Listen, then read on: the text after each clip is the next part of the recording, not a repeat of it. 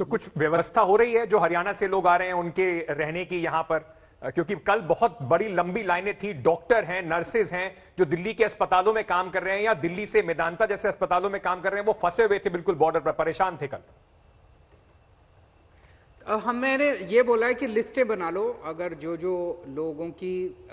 लोग हरियाणा में रहते हैं और उनकी बहुत ज़्यादा ज़रूरत है अभी इमरजेंसी सर्विसेज में, एसेंशियल सर्विसेज में, लिस्टें बना लो, तो उनके लिए फिर दिल्ली में ही कहीं टेम्पोररी थोड़े दिन के लिए रहने की व्यवस्था कर देंगे हम लोग। लेकिन अरविंद जी, एक तरफ हम इस बात को लेकर चिंता कर रहे हैं कि अब इकोनॉमी को रिवाइव करने के मोड में आना है, सब कुछ खुलना चाहिए वापस धीरे धीरे करके। दूसरी तरफ ट्रेनें चल रही हैं कि मजदूर जो जहां हैं वो अपने घर जाना चाहते हैं तो चले जाएं। मजदूर चला जाएगा तो फिर इंडस्ट्री काम कैसे करेगी? ये सवाल तो हर उस राज्य के सामने होगा एग्जैक्टली जहां इंडस्ट्री है। बिल्कुल सही बोला आपने रोहित जी। इसीलिए मैं कह रहा हूं कि अगर अभी हम पहले अर्थव्यवस्था खोल दें, ये अगर पहले हमने माइग्रेंट्स को जाना अलाउ कर दिया तो सारे चले जाएंगे। उनको ये लग रहा है यार अब पता नहीं कितने दिन में खुलेगा सब कुछ, कब होगा, भविष्य को लेके बहुत बड़ी अनिश्चितता है। लेकिन अगर हम पहले कंस्ट्रक्शन एक्टिविटीज खोल देते, इंडस्ट्रियल एक्टिविटीज खोल देते और कमर्शियल एक्टिविटीज खोल दें, तो इसमें कम से कम 50% माइग्रेंट्स को हम जाने से रोक सकते हैं। फिर उनको यहीं पे दोबारा काम मिल जाएगा, यहीं पे रुक जाएंगे। पहली बार जब माइग्रेंट्स घर जा रहे थे तो काफी आरोप प्रत्यारोप भी चले, जो कि बहुत अच्छा संकेत नहीं था एक महामारी के दौर में। आपको लगता है कि ये लॉकडाउन इल प्लान्ड था जैसा कांग्रेस ने आरोप लगाया? ये बेहतर तरीके से हो सकता था, अचानक से कर दिया गया? कैसे प्लान करते हैं आप? देखिए, अगर ज्यादा प्लानिंग, अगर थोड़ी बहुत और प्लानिंग होती तो हो सकता था, लेकिन समय बड़ा कीमती था उस टाइम। बड़ी तेजी के साथ केसेस बढ़ने चालू हो गए थे। अगर उस टाइम लॉकडाउन एकदम से नहीं किया जाता तो समय हम खो सकते थे। थोड़ी बहुत और तैयारी, इसके ऊपर मतभेद हो सकते हैं। कोई कह सकता है रेट्रोस्पेक्टिव में तो सब कुछ हम कह सकते हैं कि ये इसको बेहतर कर सकते थे, उसको बेहतर कर सकते थे, बेहतर कर भी सकते थे, लेकिन मेरा अपना ये मानना है कि टाइमिंग बहुत इंपॉर्टेंट था और टाइमिंग सही था। अगर वो नहीं करते, हमें ये समय नहीं मिलता। इस 1.5 महीने के समय को हमने दिल्ली के अंदर अपनी तैयारियां पूरी, आज हम पूरी तरह से तैयार हैं।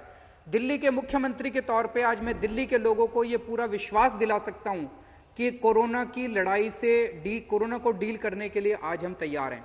कल को अगर केस बढ़ भी गए, हमारी तैयारी है उससे डील करने के लिए। अरविंद जी, मैं एक प्लाज्मा थेरेपी पे आपसे कुछ सवाल पूछना चाहूंगा, क्योंकि दिल्ली सरकार ने इसके बारे में बताया कि आप लोग इस पे शुरू कर रहे हैं। आपने कई अपने हॉस्पिटल्स के अंदर, एलएनजेपी में और साथ में एक प्राइवेट हॉस्पिटल है मैक्स, वहां पर भी इसके बारे में कुछ जो एक्सपेरिमेंट्स हैं वो शुरू हुए, उसको देखा गया।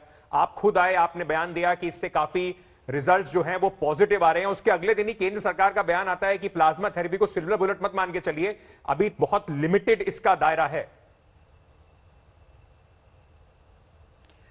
केंद्र सरकार ने जो कहा वो भी सही था और जो मैंने कहा वो भी सही था। दोनों ठीक बोल रहे हैं। मैंने भी यही कहा था कि हम प्लाज्मा के ट्रायल कर रहे हैं और प्लाज्मा के ट्रायल के शुरुआती नतीजे बहुत एनकरेजिंग आए हैं। केंद्र सरकार ने यह कहा कि प्लाज्मा अभी केवल ट्रायल स्टेज पे है। ये कितना इफेक्टिव है इसके बारे में अभी ट्रायल चल रहे हैं, कहना मुश्किल है। तो हमारे और उनके बीच में बातों में विरोधाभास नहीं है। अभी हमारा ट्रायल चल रहा है।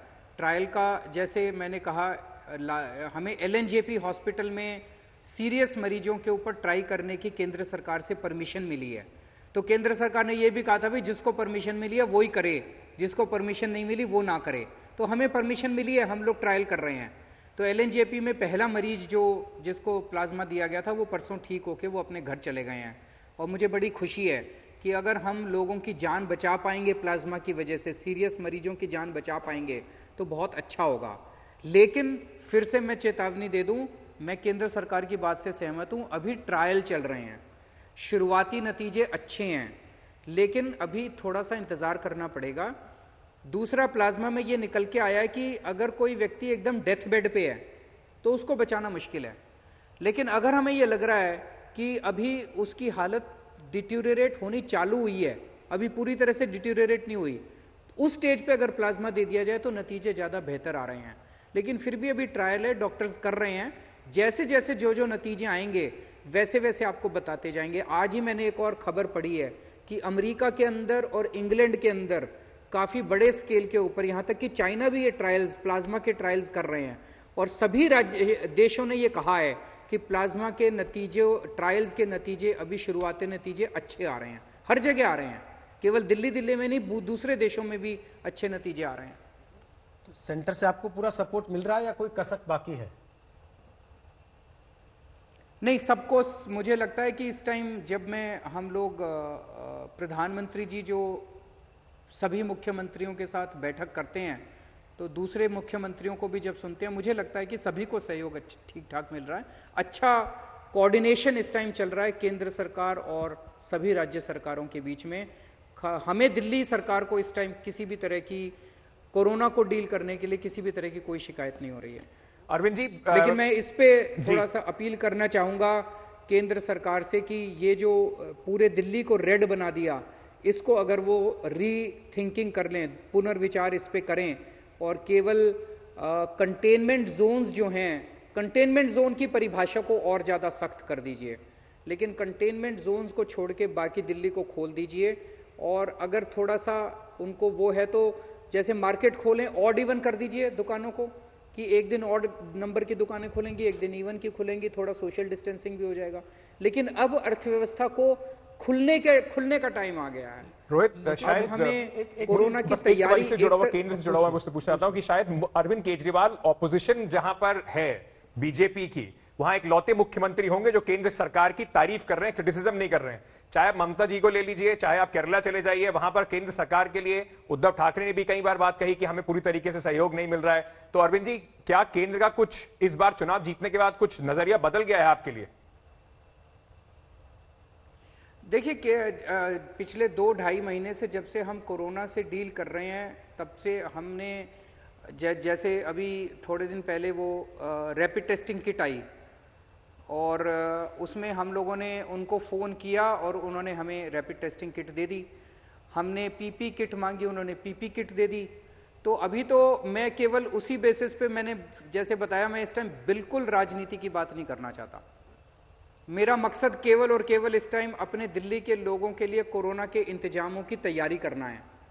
अगर मुझे कहीं से भी सहयोग मिलेगा उसके लिए मैं उनके जाके पैर पकड़ लूँगा कि हमारे दिल्ली के लोगों के लिए जी पीपी किट दे दो, हमें टेस्टिंग किट दे दो, हमारे लिए अस्पताल का इंतजाम कर दो। तो किसी भी क्वार्टर से मुझे कोई भी सहयोग मिलेगा, मैं वहीं से सहयोग लेने के लिए तैयार हूँ और हमें केंद्र सरकार से पिछले 2 महीने में पूरा सहयोग मिला है।